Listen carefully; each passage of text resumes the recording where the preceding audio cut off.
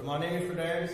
आज हम लोग क्लास 12 के केमिस्ट्री के नेक्स्ट टॉपिक पर हम लोग चलते हैं और हमारा जो नेक्स्ट टॉपिक है वो है प्रॉपर्टीज ऑफ हैलोएरिन। प्यारे बच्चों, हमने प्रीवियस लेक्चर में हम लोगों ने प्रिपरेशन ऑफ हैलोएरिन्स को हम लोगों ने स्टडी किया था। अब बारी है कि हैलोएरिन्स की क्या क्या प्रॉपर्टीज होती हैं उसके बारे में हम लोग डिस्कस करेंगे। सबसे पहले हम लोग पढ़ेंगे physical properties of haloarenes. Physical property of हैलोएरिन्स।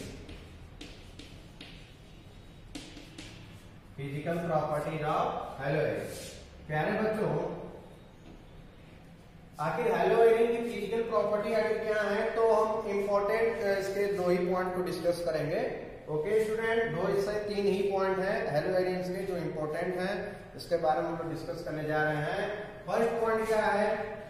First point ये है कि देखिए, जितने भी हैलोएरिन्स होते हैं, हैलोएरिन्स को हम लोग क्या बोलते हैं? एरिल हैलाइड भी बोलते हैं। एरिल हैलाइड्स भी बोलते हैं। क्या है? Aryl halide. एरिल मतलब हो गया बेंजीन रिंग और हैलाइड्स मतलब क्या हो गया? Halogen atoms. ठीक है ना?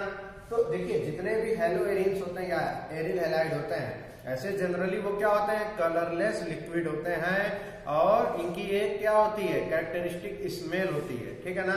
तो या तो ये कलरलेस लिक्विड के फॉर्म में मिलते हैं और यदि अगर सॉलिड होंगे तो क्रिस्टली सॉलिड के फॉर्म में ये आपको मिलेंगे। ओके स्टूडेंट, तो पहला इनका कैरेक्टर, फिजिकल कैरेक्टर यही है कि एरिल हैलाइड्स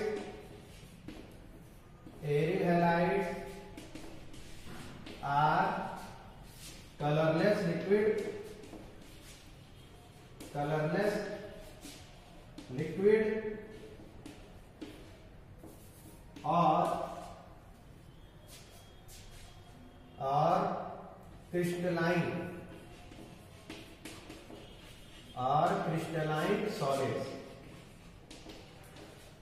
और crystalline solid with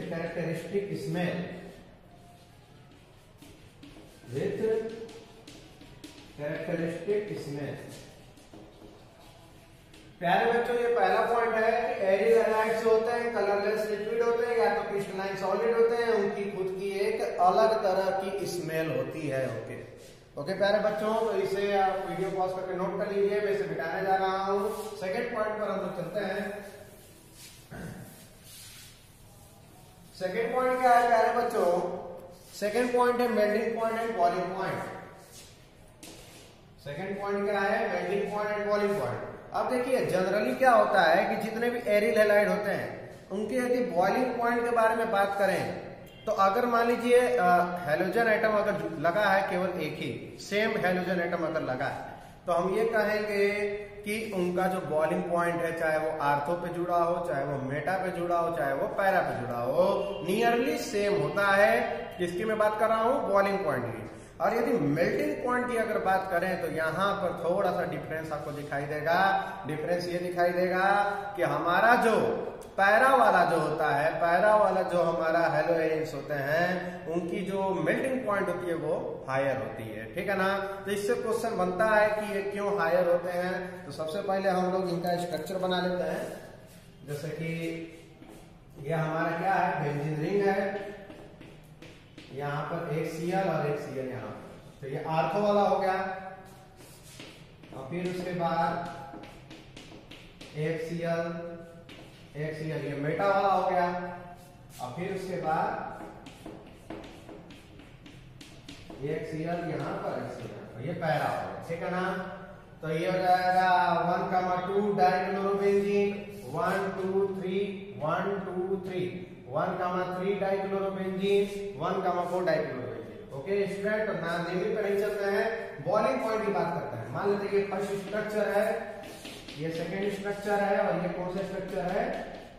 third structure है। ठीक है ना? तो अगर बॉइलिंग पॉइंट की बात करें तो ये क्या होते हैं? नियरली सेम होते हैं। ओके स्टूडेंट, तो यहां पर मैं से नियरली सेम का साइन बना देता हूं। फर्स्ट, सेकेंड और थर्ड, ये इनके अगर बॉइलिंग पॉइंट की यदि बात करें तो नियरली क्या होते हैं प्यारे बच्चों, सेम होते हैं। ओके स्टूडेंट, लेकिन अगर हम इनके मेल्टिंग पॉइंट की बात करें, मेल्टिंग पॉइंट की बात करें तो इस वाले जो थर्ड वाले की जो स्ट्रक्चर है, जो पैरा वाला जो है, इसकी जो मेल्टिंग पॉइंट हायर होती है आर्थो और मेटा से, ठीक है ना। अब क्यों ज्यादा होती है इसके बारे में भी हम लोग डिस्कस करेंगे। तो पहले इनका ऑर्डर लिख लेते हैं। मेल्टिंग पॉइंट में क्या होता है, थर्ड वाला ज्यादा होता है, फिर उसके बाद फर्स्ट वाला, थर्ड के बाद फर्स्ट आर्थो वाले का, और फिर जाता है मेटा वाले सेकेंड। तो मेल्टिंग पॉइंट का ऑर्डर ये है कि थर्ड वाले का ज्यादा होता है, फिर उसके बाद फर्स्ट वाले का और फिर सेकेंड वाले का, ठीक है ना। तो बॉइलिंग पॉइंट में तो नियरली सेम है, इसमें तो कोई क्वेश्चन अराइज ही नहीं होगा। हाँ, इसमें पूछ सकता है कि थर्ड वाले का क्यों हायर होता है, फर्स्ट वाले का क्यों सेकंड वाले का, ठीक है ना। तो इसमें हम जवाब यही बता सकते हैं कि पहले देखिए, ये जो हमारा थर्ड वाला है, ये जो हमारा पैरा वाला जो है, ठीक है ना, तो ये चारों ओर से सिमेट्रिकल मतलब जो इसकी जिसकी संरचना जो होती है, जिसकी जो स्ट्रक्चर होती है, वो चारों ओर से क्या होती है, सेम होती है। जैसे मान लीजिए हम ये बॉल ले लेते हैं, अब बॉल को आप यहाँ से कट करो चाहे यहाँ से कट करो, अगर ये कट होगा तो ये बराबर हिस्सों में क्या हो जाएगा प्यारे बच्चों, डिवाइड हो जाएगा। उसी तरह अगर हम इसे भी कट करें यहाँ से, अगर हम यहाँ से ऐसे कट करें तो ये क्या हो जाएगा प्यारे बच्चों, बराबर भाग में क्या हो जाएगा, ये डिवाइड हो जाएगा। तो जो बराबर भागों में डिवाइड हो जाता है हम उसे सिमेट्रिकल बोलते हैं। तो इसकी स्ट्रक्चर जो होती है वो सिमेट्रिकल होती है, और सिमेट्रिकल होने के कारण ये क्रिस्टलाइन सॉलिड्स बहुत तगड़े तरीके से बनाते हैं, इनके मॉलिक्यूल्स बहुत क्लोजली पैक्ड हो जाते हैं, जिसके कारण हमको इसका मेल्टिंग पॉइंट कैसा दिखाई देता है, हायर दिखाई देता है प्यारे बच्चों। तो यहाँ पर हम रीजन को भी नोट करते हैं, वीडियो पॉज करके इसे नोट कर लीजिए। हम रीजन लिख देते हैं थर्ड वाले का, कि थर्ड वाले का हायर क्यों होता है।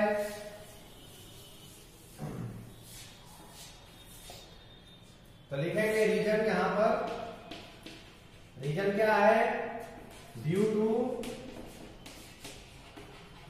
टू सिमेट्रिकल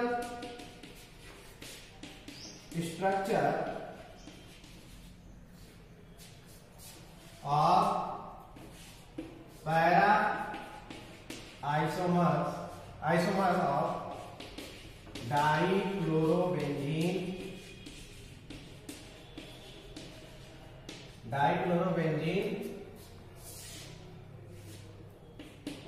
it for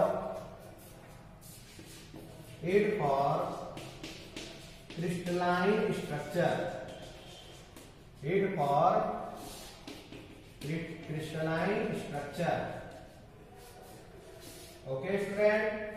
तो यहाँ पर ये क्रिस्टलाइन सॉलिड स्ट्रक्चर लिख देते हैं, क्रिस्टलाइन सॉलिड स्ट्रक्चर बनाता है, और इनके मॉलिक्यूल्स क्या होते हैं, क्लोजली पैक्ड होते हैं, and their molecules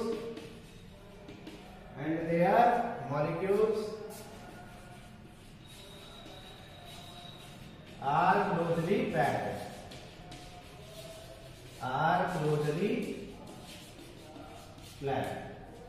okay student.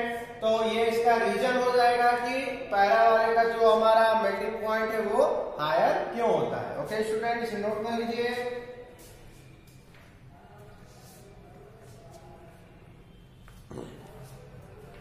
Okay student, इसे मैं मिटाता हूं और आगे बढ़ता हूं।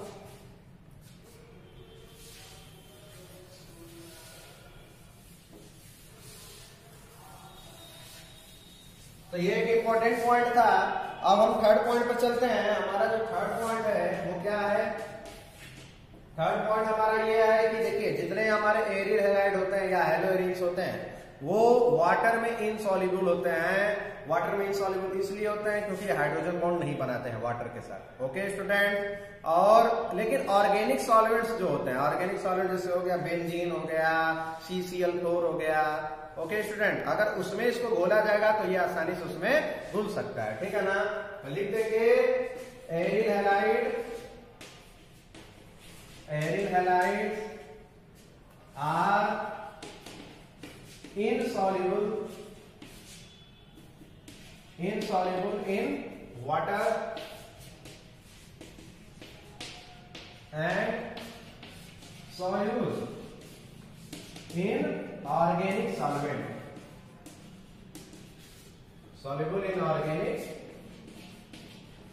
सॉल्वेंट। ये ऑर्गेनिक सॉल्वेंट्स में सॉल्युबल होता है, जबकि वाटर में ये इनसॉल्युबल होता है, ठीक है। और ये इनकी जो डेंसिटी होती है ये वाटर से ज्यादा होती है, इसकी भी याद रखना हम लोगों को कि their density is heavier than water, their density is higher लिख देता हूं, higher than water. Okay student, तो ये थी फिजिकल प्रॉपर्टी की बात। आप इसे वीडियो पॉज करके इसे नोट कर लीजिए प्यारे बच्चों। अब हम लोग इसके केमिकल प्रॉपर्टीज पर हम लोग अब डिस्कस करने जा रहे हैं। ओके स्टूडेंट,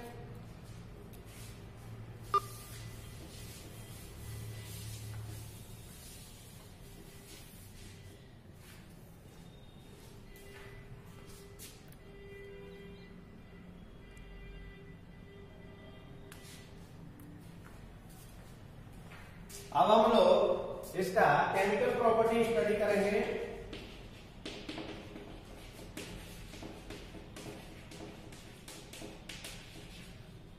केमिकल प्रॉपर्टी, देखिए प्यारे बच्चों, अगर हम केमिकल प्रॉपर्टी की बात करें तो हैलोएनिन्स जो होते हैं ये भी न्यूक्लियोफिलिक सब्स्टिट्यूशन रिएक्शन दिखलाता है, लेकिन इसकी रिएक्टिविटी हैलो एल्केन के मुकाबले कम होती है। ओके स्टूडेंट, तो यहां पर हम ये लिख सकते हैं, पहले हम लोग पढ़ेंगे न्यूक्लियोफिलिक सब्स्टिट्यूशन रिएक्शन, क्योंकि हैलो एल्केन्स का हम लोग पहला प्रॉपर्टी क्या पढ़े थे, न्यूक्लियोफिलिक सब्स्टिट्यूशन रिएक्शन। फिर उसमें SN1 SN2 मैकेनिज्म को हम लोगों ने स्टडी किया था। ओके स्टूडेंट, फिर एलिमिनेशन रिएक्शन पढ़ा, फिर रिएक्शन विद मेटल और रिएक्शन विद नॉन मेटल थे, वो सारे रिएक्शन को हम लोगों ने स्टडी किया। ओके स्टूडेंट, अब यहाँ पर हम लोग यही पढ़ेंगे कि देयर रिएक्टिविटी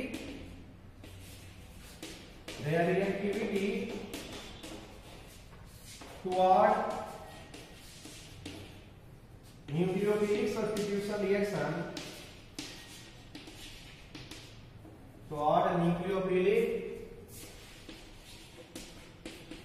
substitution reaction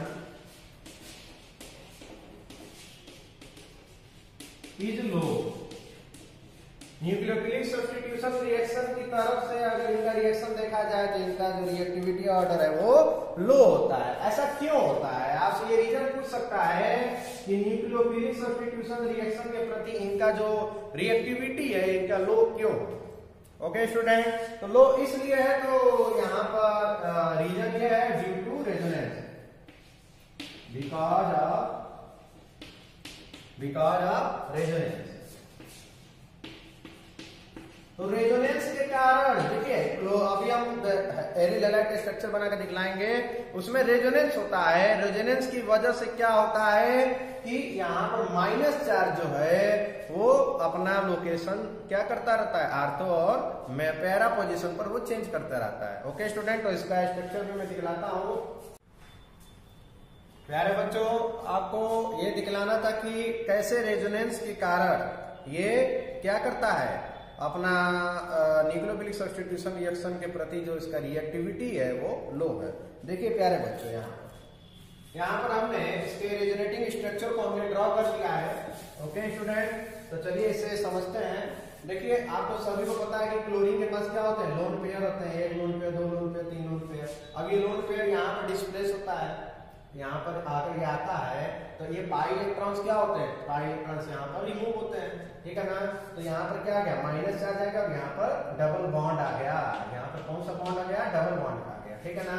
अब यहाँ पर ये माइनस चार्ज क्या होता रहता है, डिलोकेलाइज होता रहता है। माइनस चार्ज कभी अंदर, पाई इलेक्ट्रॉन बाहर, तो देखिए माइनस चार्ज बाहर आ गया, ये पाई इलेक्ट्रॉन अंदर हो गया, ठीक है ना।